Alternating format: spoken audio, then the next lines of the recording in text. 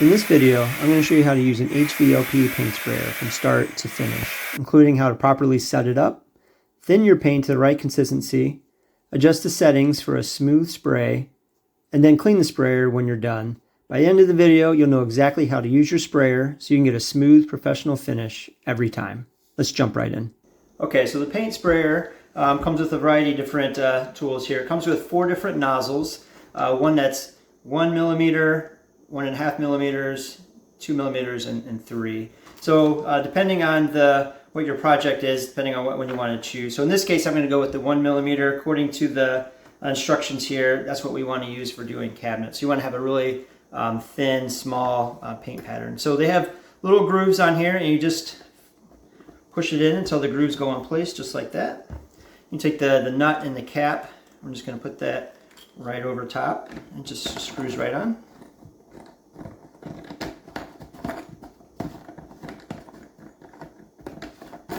There we go, just like that. Now, one thing to note is before you tighten all the way down, depending on what direction you have this nozzle, will be the spray pattern. So if it's straight up and down, you're going to have a horizontal spray pattern. So what I want is I want to have a vertical spray pattern as I'm going across the cabinet doors. So I'm going to turn it like this. So when these are side to side like that, you'll have a vertical spray pattern. So I'm going to just go ahead and just tighten that in place, just like that. Also comes with some cleaning tools. You've got a little brush here. You have a little needle that you can then kind of clean out the tip as well if needed. So now we've got a viscosity cup. Now what we want to do is to thin down the paint. So I have this enamel water-based paint. So the instructions comes with a nice little chart here. It tells you, for the type of paint you're using, how much you want to thin it down by. So in this case, for enamel latex paint, when I scoop paint in here, it needs to completely run through this cap, no faster than 25 seconds, but no longer than 40 seconds. So if it's too fast and I thinned it too much, if it takes longer than 40 seconds, then I haven't thinned it enough. And so luckily I can just thin this with water. So what we're going to want to do, and the rule of thumb is you want to do 3 parts paint to 1 part water. So this container is 40 ounces. So what we're going to do is we're going to fill it up with 30 ounces of paint, and then we're going to put 10 ounces of water. And then we'll take our viscosity cup, we'll dip it in there and time how it runs out, and we'll see if we thinned it too much or not enough, and we can adjust from there. Okay, so I measured out 10 ounces of water, but first I'm going to start by pouring the paint here.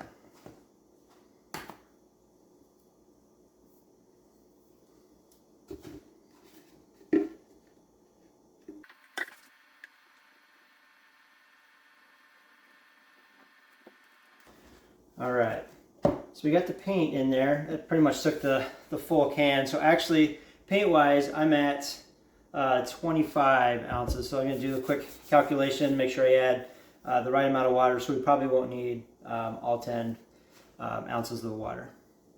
All right, so again, I got the 25 ounces of paint here. So with my recalculation, I need 8 ounces of water. So I've got that mix of 3 parts to 1. It's actually a little bit more than 8 ounces, but I figured I can always add more water. It's hard to if I over thin it. So we'll just dump that in. And then we'll just stir it up here.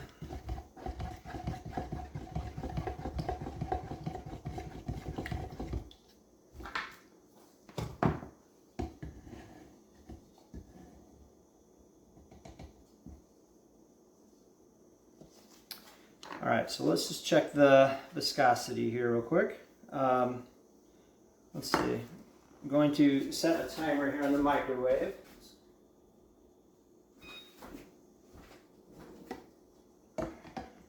All right, let's watch this come out.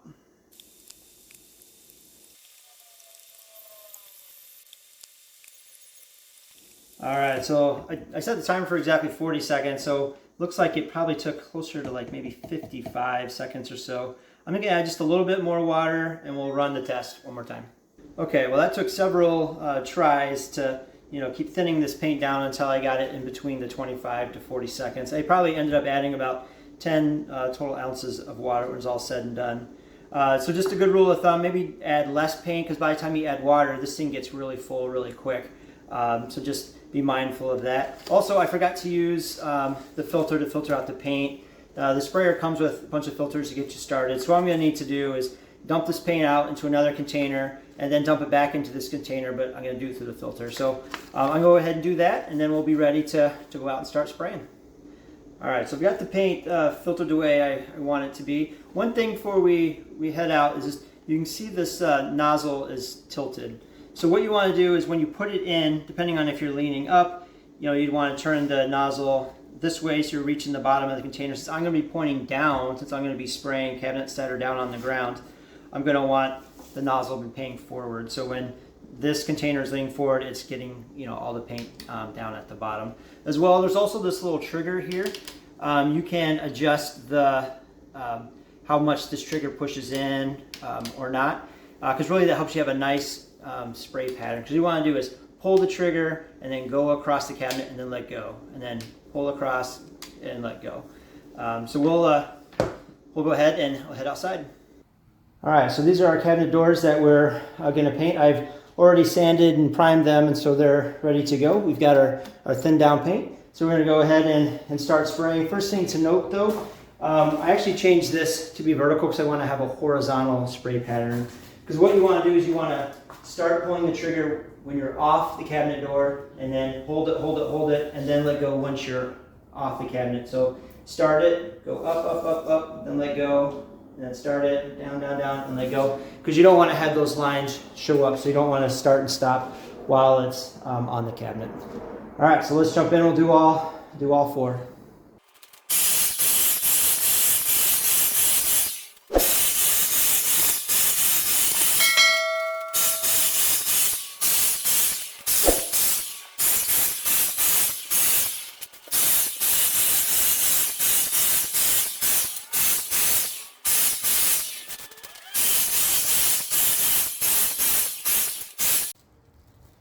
Okay, so now that we finished the first coat, I'm going to let it dry for about an hour here. So what I'm going to do though is I don't want this to plug up, so I'm just going to put a plastic bag over it, and they're going to take just like a rubber band. In this case I'm going to use a hair tie, but just to kind of put that on there, just to kind of keep the air off it and make sure that we can not have to deal with a plug tip when we come back.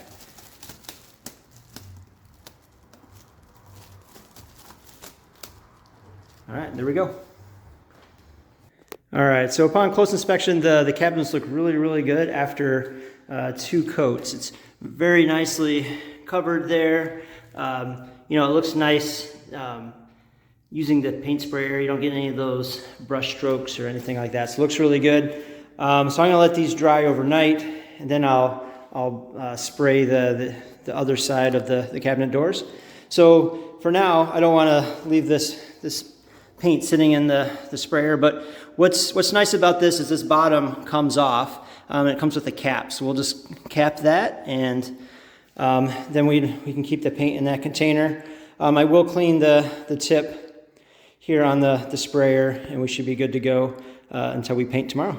All right, so now that we're inside, what we can first do here is you pull this lever down and you twist. And you can take away, the back part of the sprayer because that doesn't need to be cleaned. So then what we want to do is we're going to want to clean this upper part. And again, since I'm going to paint tomorrow, I don't want to waste this paint. I don't want to necessarily dump it into the other can because that paint hasn't been thinned yet. So we can just take this, let's put the top on here, and this will just be airtight and be good until we need it tomorrow. So now the rest of this, we just need to kind of wash out. Make sure we wash the tip really good. We use this little needle to make sure it's nice and clean. And then we'll be all set and ready to go tomorrow.